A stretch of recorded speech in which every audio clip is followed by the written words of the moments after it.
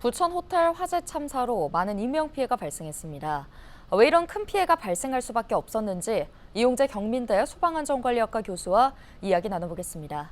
교수님, 이번 화재 사망자가 많이 나왔는데요.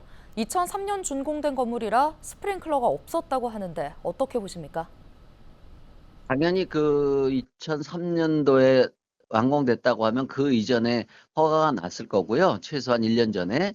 그 당시는 의무 설치 대상이 아니라 스프링클러는 설치를 안 했습니다. 네, 그렇다면 스프링클러가 없었던 점을 피해를 키운 주요 원인으로 볼 수 있을까요? 당연히 스프링클러가 있었으면 초기 소화도 가능했을 거고, 또 초기 소화뿐만 아니라 스프링클러가 작동하게 되면 연기 확산도 지연시키는 효과도 있습니다. 부수적으로. 그런 부분이 이제 이루어지지 않았다라고 볼 수 있는 거고요.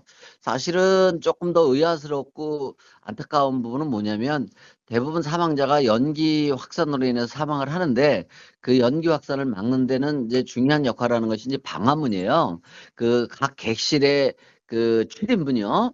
각 방별로 있는 그 문 또는 계단으로 들어가기 전에 이제 방화문이 있을 수 있는데, 이것이 확실하게 닫혀져 있는 상태로 유지가 됐는지 안 됐는지 그건 모르겠어요. 정확히. 그 부분만 제대로 됐다 하더라도 연기 확산이 좀 늦어졌을 거고, 그랬다라면 사망자나 그 피해자가 그 이렇게 많이 나오지는 않았을 것 같은데, 그런 부분이 확인은 안 됐지만 미흡하게 되지 않았느냐, 그렇게 좀 추측을 해볼 수 있습니다. 네, 호텔 같은 경우엔 객실이 독립적이어서 대피가 쉽지 않았을 것 같은데 어떻게 보십니까? 당연히 이제 그런 부분이 있고요. 그 이제 뉴스 같은 거 확인해 보면 그 비상벨도 울렸고 비상방송도 있었다고 하는데, 그것이 언제 화재 초기에 됐느냐라는 것도 중요한 부분이 되겠고요.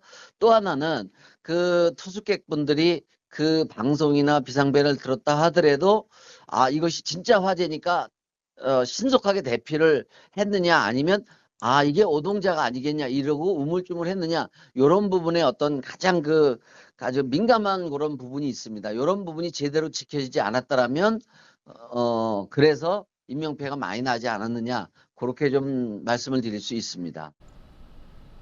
네, 또 하나 안타까운 것은 에어매트에 뛰어내린 투숙객이 사망했다는 점입니다. 사고 원인 어디에 있다고 보십니까? 그건 뭐 과실로 보기는 좀 어렵고요. 그 공기 안전 매트라는 게그 성능이 좀 차이가 있어요. 예를 들어서 뭐 4, 5층 정도에서 뛰었을 때 안전한 거, 그다음에 뭐 한 9층, 10층 정도에서 안전한 거, 이게 다 이런 부분이 다르거든요. 그런데 그런 위급한 상황에서 그런 것까지 고려해서 안전 매트를 어, 펴, 그 사용하기가 쉽지 않았을 거고요. 또 하나는 그 층수가 지금 8층이거든요. 그러면 거기서 뛰어내렸을 때 이 공기 안전 매트가 무조건 거기 떨어진다고 해서 생명을 보장할 수 있는 건 절대 아니라는 거예요. 사용 방법을 잘했다 하더라도. 예컨대 이 공기 안전 매트가 평평한 곳에 펴져 있어야 되는 거고, 천재 기본 조건이요. 또 하나는 그 피난자가 중앙에 떨어져야, 그것도 안전한 자세로, 쉽게 얘기해서 엉덩이부터 안전매트에 닿아야 가장 안전한데, 일반인들이 훈련된 사람도 아니기 때문에 그렇게 뛰어내리기가 사실은 굉장히 어렵습니다. 왜? 8층 높이에서 밑에 보면 공기 안전매트 보면 손바닥만 해요. 그런 상태에서 훈련되지 않은 일반 시민이 그 중앙으로 뛰어내린다는 게 현실적으로 굉장히 어려운 얘기고요.